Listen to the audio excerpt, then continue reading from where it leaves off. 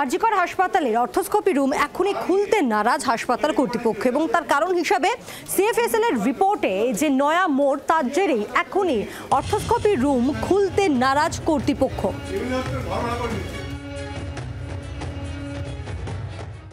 আজ থেকে 2-3 মাস আগের ঘটনা। আমাদের একটা মিটিং ছিল, তো ওভার ফোন একটা ইন্টিমেশন পাই from sister in-charge on duty যে ওই ঘরটার মধ্যে যেখানে আর্থোস্কোপি মেশিন আছে অলরেডি আমাদের কিছু ইউজড গ্লাভস এবং স্ক্যালপেল বা সার্জিক্যাল ব্লেডস যেগুলোকে বলি পাওয়া গেছে। আমরা সঙ্গে সঙ্গে আমরা সিবিআইকেও সেটা জানাই।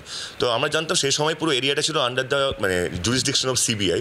পরবর্তীকালে in span of hardly 3-4 days 5 days back ওনারা জানিয়েছেন যে ঘরটা আমরা ইউজ করতে পারি। So basically we decided to open the room.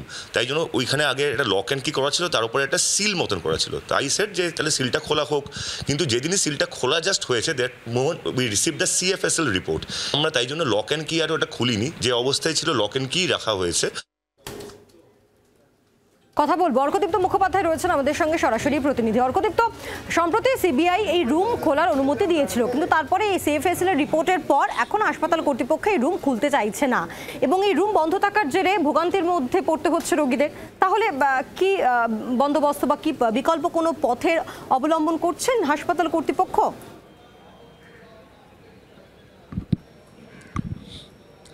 বিকল্প কোনো পথ এই মুহূর্তে নেই পায়েল, সেটা বলাই বাহুল্য। কারণ যে রুমটাতে এই আর্থোস্কোপি মেশিনটা রয়েছে সেই রুমটা গত সেপ্টেম্বর থেকে বন্ধ ছিল। ওটি কমপ্লেক্সের ভেতরে যে রুমটা সেটা হচ্ছে সেখানে এই মেশিনটা ছিল। ফলে যেটা হচ্ছে আর্থোস্কোপি মেশিনটা যেহেতু এখন বের করা সম্ভব হচ্ছে না, যেমনটা আর.জি. করে এমএসভিপি জানালেন যে ওইটা এই মুহূর্তে তালাবন্ধ করে রাখা রয়েছে। কারণ তারা সিএফএসএল রিপোর্টটা আসার পরেই কিন্তু পুরো পরিস্থিতি বদলে গিয়েছে। এতদিন এটা বন্ধ ছিল, গত 4-5 দিন আগে সিবিআই তরফ থেকে ভার্বালি একটা অনুমতি তারা পান এই রুমটা খোলার জন্য এবং তারপরে আন্ডার দ্য ভিডিওগ্রাফি তারা এই রুমটা খোলার ব্যবস্থা করেন। কিন্তু ঠিক সেই সময়ই সিএফএসএল রিপোর্টটা আসে এবং তারপরেই কিন্তু ফের হসপিটাল কর্তৃপক্ষ বা আর.জি. কর কর্তৃপক্ষ তার সিদ্ধান্ত নেন যে এটাকে তালাবন্ধই রাখা হবে। ফলে এই মুহূর্তে খোলা যাবে না এবং তার ফলে এই আর্থোস্কোপি মেশিনটা ব্যবহার করা সম্ভব হচ্ছে না।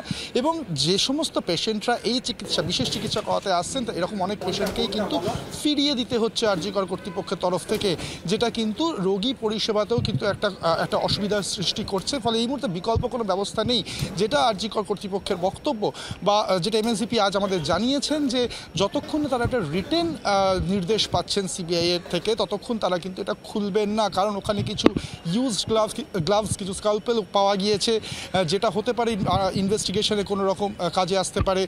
সেই জন্যই তারা এই রুমটা খুলতে চাইছেন না। তারা রুমটা তখনই খুলবেন পায়েল যখন তারা এটা সিবিআই থেকে লিখিত অর্ডার পাবেন, ভার্বালি নয়। ভার্বালি তাদের জানানো হয়েছিল, তারপরে তারা খোলার চেষ্টা করেছিলেন, কিন্তু তারপরে সিএফএসএল রিপোর্ট আসার পর পুরো পরিস্থিতি পাল্টে যায়।